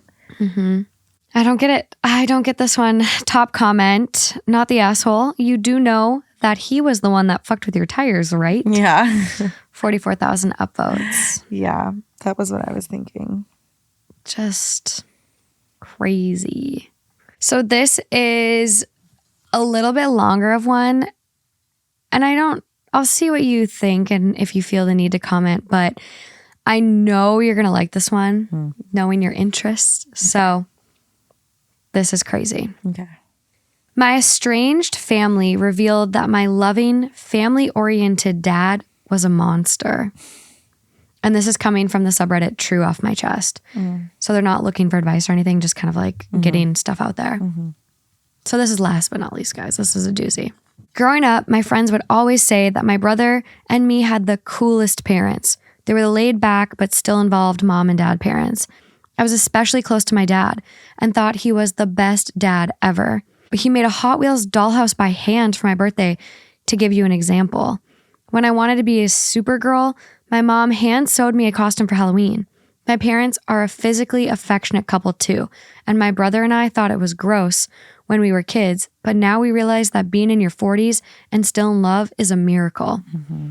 My parents are immigrants, and because of that, we were never really close to their families who lived in their home country. But recently, my brother and I got in touch with some cousins on my mom's side on our own and got to know them. They were awesome and really chill. My aunts and uncles and grandparents were a little stiff, but they were nice. They only wanted to hear about what us and our mom were up to, and not my dad. So I kind of got frustrated and kept mentioning my dad. Finally, my cousin said if we didn't stop talking about our dad, our parents wouldn't let them talk to us anymore. None of our cousins knew what was going on either or why they hated our dad so much, so they all started asking around and digging into family stuff. I thought it was going to be something stupid like class differences or my grandparents not approving of my dad for some reason, but we found out the truth, and it was a lot worse than what we imagined.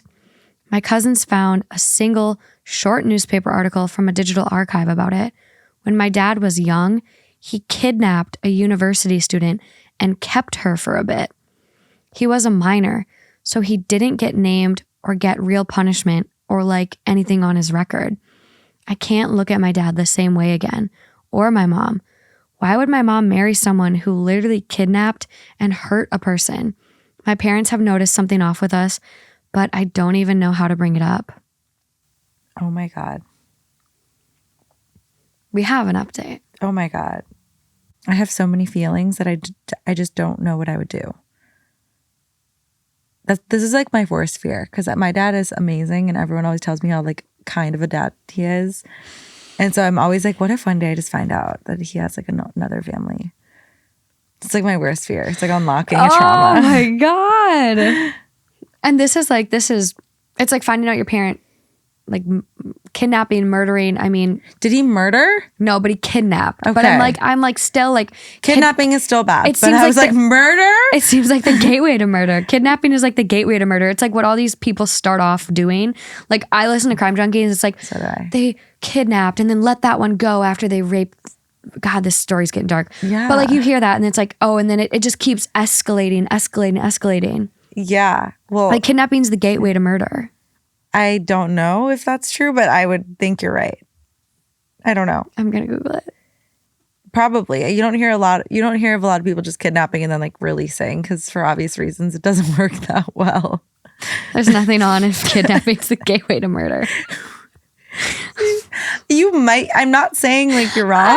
I just listen to too much crime. Did they say that? No, I have no idea. I'm drawing conclusions in my own head. I'm doing the math. I mean, if you think about it, I'm going to try to help you here with this logic. If you think if you think about it, it makes sense, because what other alternative is there? What other alternative is there? If you let them go, you get caught. Exactly, and you're done for. So you either keep them around forever in your basement, or you got to get rid of the witness. So I can see where you're going with this. Yeah. Okay. So I'm also reading this off of like the best of Reddit updates. So there's a relevant comment from the original poster that basically says, it's okay if you don't believe me. It's kind of an unbelievable, horrible thing to happen. So my cousins know more about this stuff than me or my brother, since they actually speak the language and talk to my aunts and uncles about it. One of my aunts made a few kind of vague statements about what happened, like him being bad as a teen, and my cousins searched for what she talked about, and they found the article and asked her about it, and she basically confirmed. I don't know why he did what he did. The article was really short, only a few lines in their native language. It just said he kidnapped a university student and kept her, basically.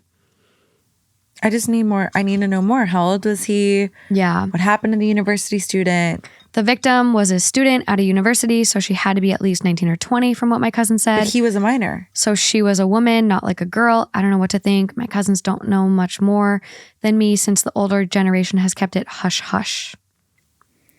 Update. Okay. So I tried to bring it up to my dad, but I couldn't. It would really hurt to accuse him of being a monster if he had literally done nothing wrong, because it meant that I actually thought he could be capable of doing something like this. So I decided to talk to my mom first. I told my mom everything, and she kind of started to justify it, saying that my dad was young, stupid, was in love, and was mentally all over the place. And then she slipped up and said, quote, "He didn't hurt me." And I told her... She was a university student. Sorry. And I told her, quote, "I thought we were talking about the student he kidnapped." And she kind of became really quiet. She said she had to go and left the room. And then a couple hours later, called me and my brother down to talk to us with my dad. My dad said he knows we know and that it was a horrible thing to do and he regrets it and he was forgiven, but didn't say much otherwise. I asked them what happened. And my brother told me he didn't want to talk about this. And long story short, this is what went down. She was a student at a university an hour and a half walk away from her home, but she usually stayed in the dorms. Their university had stuff like curfews for women and strict rules, and she was pretty sheltered in other ways, even though she was a legal adult. She was going home for the holidays and it was raining. My dad came up to her and struck up a conversation and offered her a ride home on his motorcycle. He was wearing his school uniform and he looked pretty harmless, so she thought it was safe, but he took her to his house instead. He wouldn't let her leave and she didn't know how to get home. My dad didn't hurt her or threaten her, but he might have done stuff that scared her. And when the maid came, she saw an opportunity and escaped. And then my dad was arrested, but he got slapped with a few months of juvie, but a clean adult record, which is how he was able to come to the US. She visited him to figure out why he would do this. And then stuff happened. I kept asking my dad why he would do this, but he just being stupid and selfish and didn't realize that it was scary to her. My mom said what's done is done and that they got over it. And now my mom and dad are in love and happy and that we could go to individual therapy to deal with it further if we wanted. My brother said it didn't matter anymore and he wishes we didn't know at all. I can't look at my parents the same way again. And honestly, I agree with my brother. I regret talking with my cousins and I think my estranged family have a right to avoid my family for what my dad did. This is so weird. It feels like Stockholm Syndrome almost. Yeah. But then again, I don't know. Like, I don't know. I know. We don't have enough detail here. Well, and I'm not a psychologist. I don't know, like Stockholm Syndrome is so complex and it doesn't sound like she was kept very long. Yeah. So can it develop over that period of time? I don't know. I mean, traumatic situation. So maybe trauma bond. I mean... Yeah, there's so many things. Insane. Or maybe they literally just vibed. And she was just like, yeah, I don't know. I actually kind of like this guy. I don't know. Well, it's like that movie that everyone talks about on Netflix right now, like 360 or whatever it is. Like the mafia boss kidnaps the lady and they have nonstop sex. What? I mean, oh, yeah. Like, 365 or whatever. Whatever that is. Yes, that is a good comparison. Yeah, like this is... And then they end up getting married. And this Sorry, is... spoiler No, alert. I know. Yeah. Yeah. So it's like, I haven't finished. I don't know a lot about it. So Yeah. I don't... Whatever for me. But I think this is... You see storylines play out like this in those dark romance novels. Yeah. And so that taboo, like... She was into it, clearly. Yeah, like even 50 Shades of Grey, I feel like there was instances where he kind of held her captive. Yeah. And yeah, Anastasia got a little brainwashed. Yeah. So like people, that movie was not well received because of the moments where it's like, wait, Mr. Grey's like asserting a little bit too much dominance to the point where it's like against her will. Yeah. And I don't know, like we are just... It's confusing. We can see why the children feel confused and conflicted. Like, is this marriage and love real? Is she just trauma bonded to him? Or what happened? What happened in that captivity? I don't know. I don't know either. Fun fact for everyone. Did you know 50 Shades of Grey was written to be a Twilight fanfic? I think I did know that. Wild. Here's where I'm going to go a little off the deep end. Okay.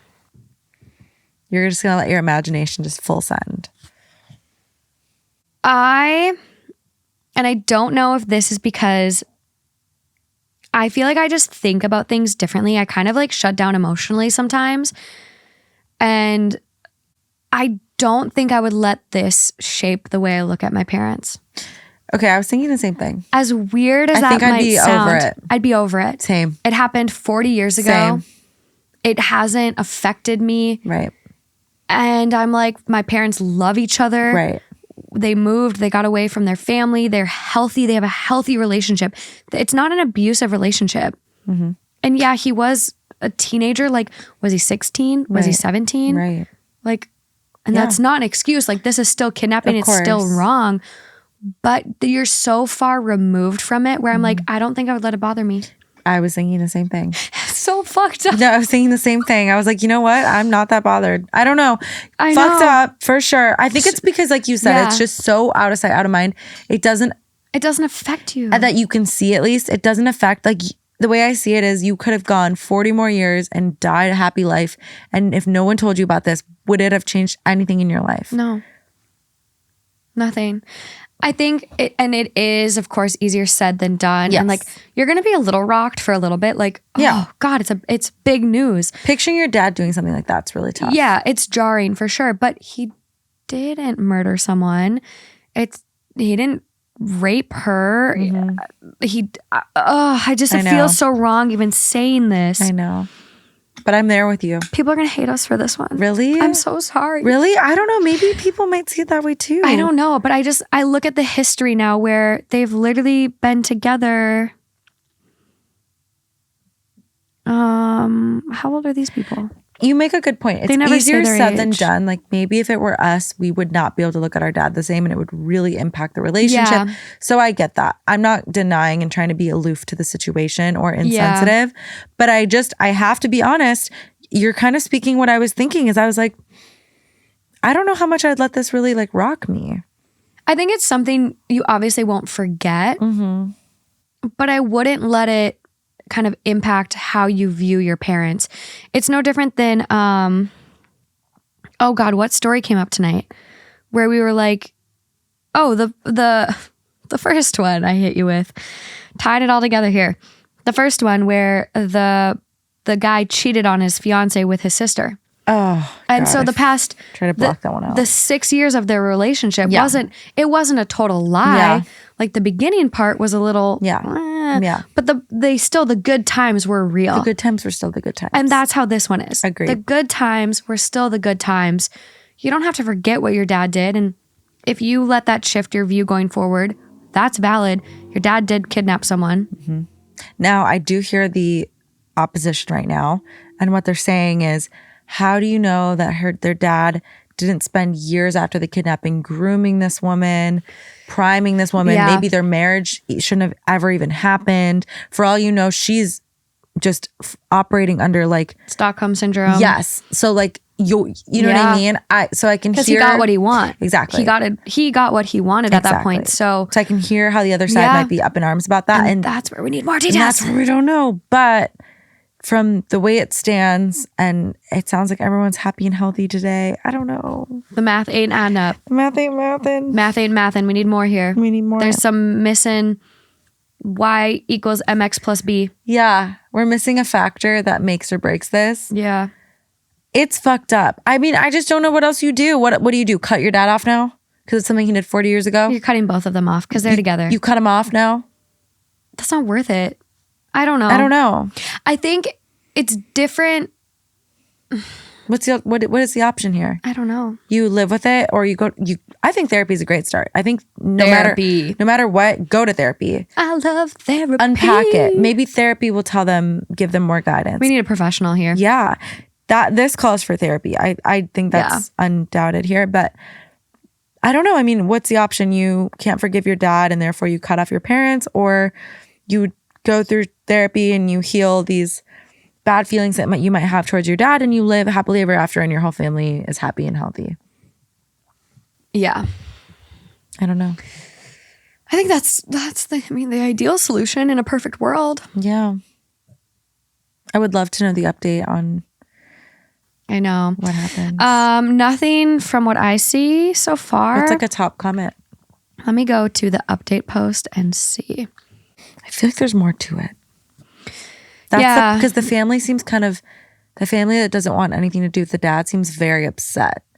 So it almost seems like there's something more that maybe we're not getting. Yeah. So this has flown very under the radar. It was posted 10 days ago. It's from True Off My Chest. Like I said, has only 83 upvotes. Wow. So the top comment has only 47 upvotes. This is all very odd.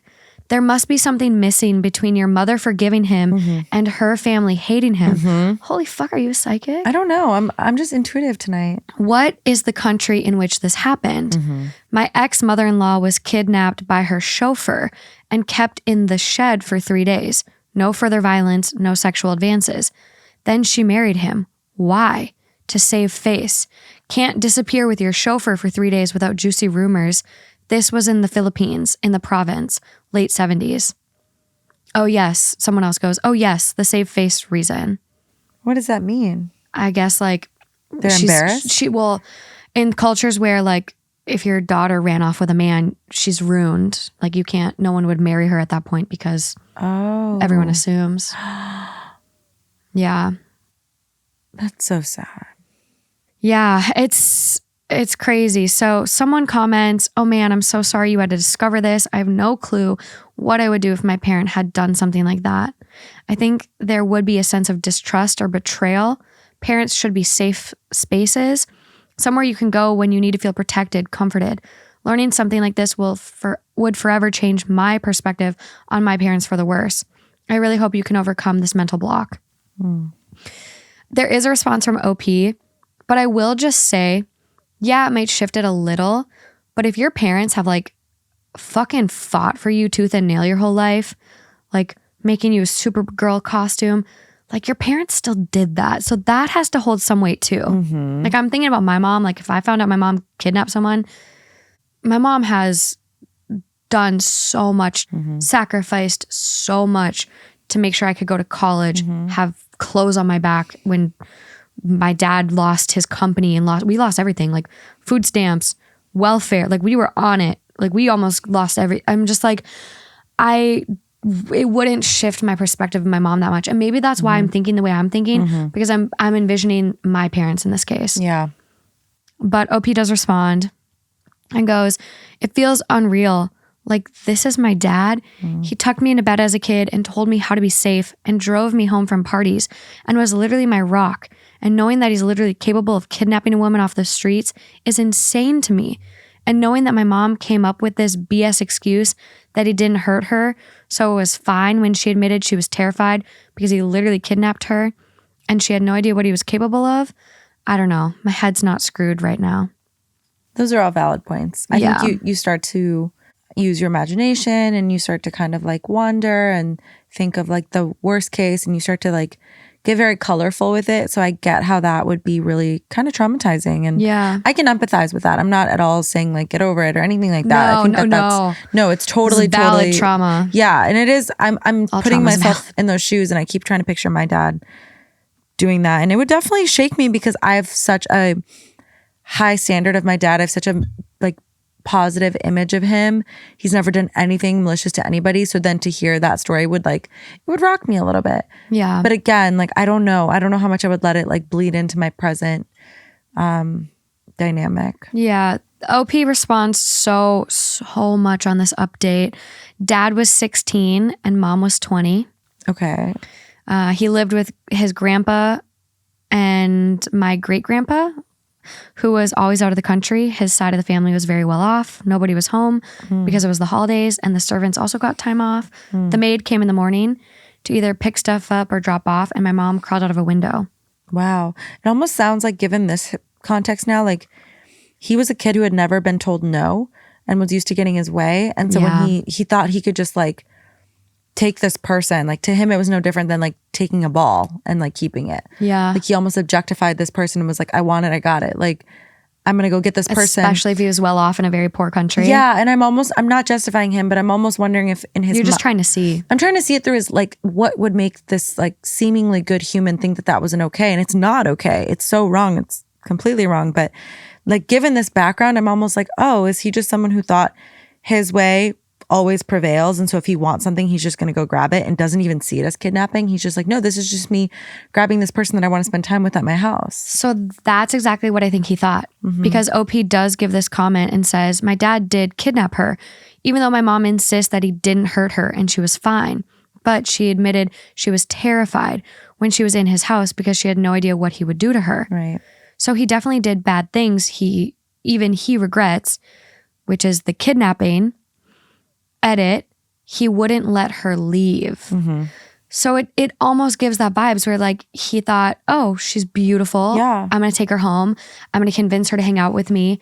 And then just like wouldn't let her leave, which by definition, not letting someone leave is kidnapping. Yeah. But I do see that a 16-year-old boy who is so unsupervised, unregulated. Like he's probably, the world is his oyster. Yeah. So he's like, no, you can't leave. What? My rules, my house. I know.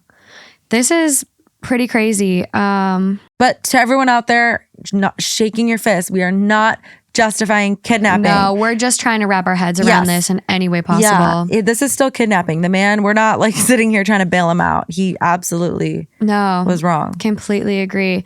There's one more comment from OP that stands out. My parents were always super supportive of me. One time, this boy was making me uncomfortable in middle school, and the teacher told me to ignore him. My dad marched up to the principal and made them move him to a different homeroom. He's always had my back, never judged me for clothes or partying or makeup. My mom knew everything about my boyfriends. They let me live my life. That's what's so hard. If I got kidnapped, they'd go nuclear. But they can justify their own relationship. At least my mom can. That is a very interesting take. And maybe they were that hard on that boy because of his history. Exactly. And he's like, I did that. I'm not going to let my daughter go through that. Yeah. Because he feels so much guilt. I don't know. A lot to unpack. A lot. We're like a lot to unpack. We're like playing detectives here. That's trying what I to figure feel. out the motive. I'm just trying to understand it. Me and Morgan should be tasked to like solve a murder. I do. I really genuinely think we would do a really good job. I think we could do it. I think so too. If there's one murder I'm trying to solve, it's the JonBenet Ramsey case. Didn't something come out recently? I don't know. I'll look. You would know. I would know. You would know. But that's the math. Is the mathing? That's the math. It ain't mathin'. Wasn't mathin' for me. I feel rocked. Yeah. That's like not a great subject to leave off on. But what I will say is that the CBD that you gave me the other day, whatever company sent you, worked really well for sleep. Next Evo. Yeah. So I'm going to take that tonight to help me sleep after this traumatic episode. Next Evo. Yeah. There might be an ad for them on this episode, actually. Nice. Plug them because I was going to tell you, I've been having... I tried the gummy. It was really good. Oh, they have gummies? I can give you a gummy. Can you give me a gummy tonight? Yeah. I just want to try it. It's so good. I've been struggling to sleep and my mind... I mean, you know, I'm having a slew of health issues right now, but rabbit hole as I'm sleeping. I was having like an actual anxiety attack the other day, like actually an anxiety attack. My heart was having heart palpitations and it hurt my chest. It felt like somebody like snuck Adderall into my like water. Like, I'm not kidding. It was like a reaction. I know. And I was like, what's going on? And it's almost like I'm having a cortisol spike at night or something. I don't know. It's that like 11th hour where you're like sitting there and like everything just hits you, everything that you have to do tomorrow. And it's like, I don't know if mine was from that perspective. Like, granted, this was 2 nights ago. It was 2 nights before I had all my labs. So I think I was feeling a lot of anxiety because for me, it's really traumatic. So I was like, oh God, and your white coat syndrome? I was working myself up about the fact that I had these. So it wasn't necessarily like the scaries of what I had the next day, but it was elevated. Like, my blood pressure was really high. I have to take it every couple days. So I'm like, anyway, I at night have been struggling to sleep and I don't like to do like any type of sleeping pills. I don't like to drink wine because you don't really sleep well when you drink wine. It just puts you to sleep faster, but your actual quality of sleep isn't good. You wake up at like 5 a.m. because that's when your body starts metabolizing it. Yeah, it's not good for you. And so it's not a good habit to get into. And so I'm trying to find more natural ways to do it, you know, like biohacking. It worked well. Yay. It knocked me out. I don't even remember falling asleep. I love that. Yeah. Speaking of Adderall in your drink, so I just saw this video of this couple and they were like trying to provide awareness, raise awareness around it.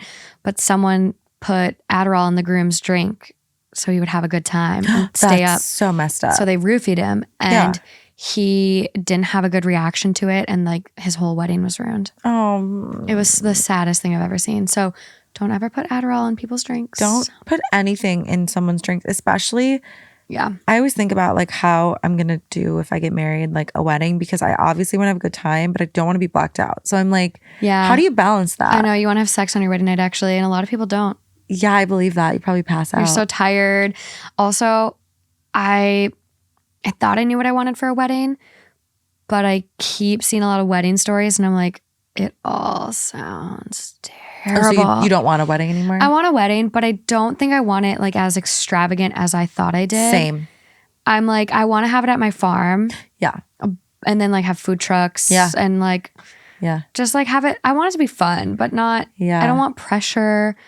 I don't want to have people spend thousands and thousands of dollars just to go to my wedding. Get there. Yeah, it was a write-in, I think, for Father Knows Something. And this girl was asking, like, would I be wrong if I didn't go to my boyfriend's brother's wedding because it's going to cost me $3,000? And I was like, ugh. Weddings are steep. It's so steep. I agree with you actually very wholeheartedly. I don't feel like I want anything crazy. No. I just saw this like wedding recently on Instagram. They did it very low key and it looked so fun. Yeah. And like she even wrote like was it the one where they rented a big Airbnb resort in the mountain and had their whole family stay with them? No, it was kind of similar to that. I don't know where it was, but they were just like it just seemed, I'll send you the details on Instagram. It just seemed way more laid back. They were more just like non-traditional and I love just that. Kind of wanted people to be comfy and not go crazy. Like it was, and it was smaller and just like wasn't crazy. Like they didn't have these crazy decorations and these elaborate like arrangements, which is beautiful, but like everything came out the same. Like everyone had just as much fun. The pictures were just as beautiful and they didn't spend all this time on these crazy little like details. And I don't know. I think for me, I think the money part of it too, I look at what people spend and like my sister-in-law's brother just got married last weekend and my mom knows how much they spent. And it was over, I feel like it was around 26,000. I'm not remembering the number, but I'm like, and my brother spent like 35K or something crazy on his wedding. And it's like, that's a down payment on a house. That's a really nice vacation or two. 10 if you do it right. Like, I'm just like, I'm so frugal with money and I can't imagine wasting it. So that's why I'm like, Justin, we're having it at my farm. Yeah. We ain't paying for a venue. Yeah. And they got married in a barn. Like my sister-in-law's brother last weekend, they got married in a barn and they paid $6,000 or $5,000 for just the venue. I believe that. And guess what? That venue didn't even provide them chairs. They had to go out and rent chairs. Yeah. Weddings are so expensive. I'm overwhelmed. I don't even have a prospect, so it's not even a thought to me right now. But when I get there, I'll be overwhelmed. Crazy. Which, speaking of weddings, two episodes from this one, there will be a wedding episode or maybe 3. I don't know. Bad at math again, guys. But there's a wedding episode with Hannah Berner coming up really soon. Did she have a wedding recently? She got married recently. So she was the perfect recent bride to have on. Yeah. But live show. Uh-oh. August 18th. Uh-oh. In Minnesota. Our home state. We're so Coming excited. Home. So excited. We're really excited to meet you guys in person. Yeah. Those that can come, those that can't come. There's going to be a Moment House virtual show to go along with it. We're trying to get something together to do like a special thing before the live show starts to really interact with the Moment House crew. This theme will have 2 audio exclusive stories up on the Patreon. Mm-hmm. And they're good. They're such good ones. They're really good. I'm going to be honest. The video died. And that is the only reason they didn't make the cut. Otherwise, it would not have. That was way too good of a story. They're fucking insane. Yeah. So if you have been on the fence about joining Patreon, this is the episode to join for. This is the one. Because you want this access. This is the one to join for. It is, they're good, guys. They're really good. But real good. I don't think I have any more updates except live show. Live show. Live show is so exciting because obviously all 4 of us are from Minnesota that will be there. And it's so cool because we have a group of folks who are coming out who are like our friends, our family, you know, our people who want to support us and show up for us, who have like seen this podcast grow and like have watched it on YouTube but haven't really seen it like live and in color. And they know us one way as like Morgan and Alejandra and Lauren and Justin from Minnesota 10 years ago. And now we're like showing up in a whole different light for them. But then there's also this other side of it of all the people in Minnesota who are following this that we don't know yet. And it's so you know, like we get to meet new people from our home state that rock with it. I think that's so cool. I don't even have words. I'm so nervous, but so excited. And if we want to, like, I think this is the craziest part for me.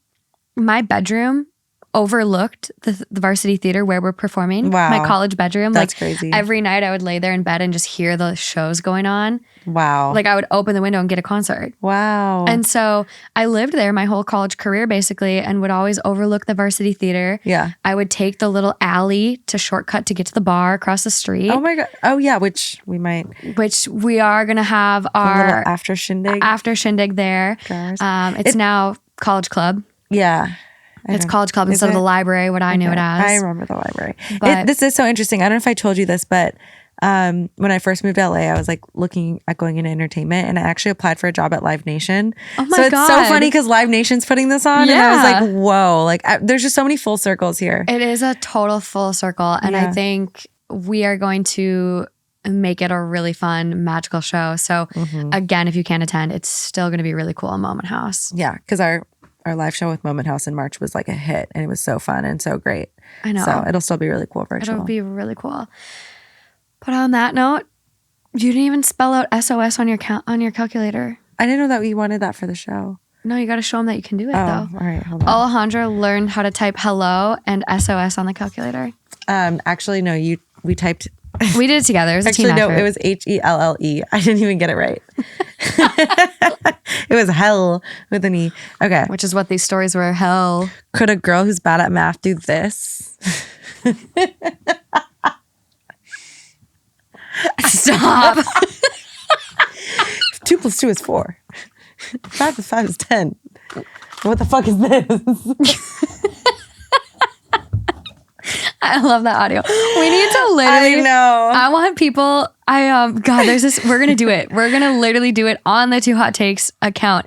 There's a filter on TikTok right now that is like a math filter, and you sit there, and it's like 1 + 1 equals, and then you have to like tilt your head. Oh hell for yeah! the answer. Hell yeah! And we're all gonna do it. Let's do it. Let's do it. Okay, we're gonna do it. And let's see who's the worst at math. I'm voting me. Oh my God! So you'll see that after this episode. Yeah. It'll be on the TikTok, so look out for it, guys. But until next time. Bye. Bye.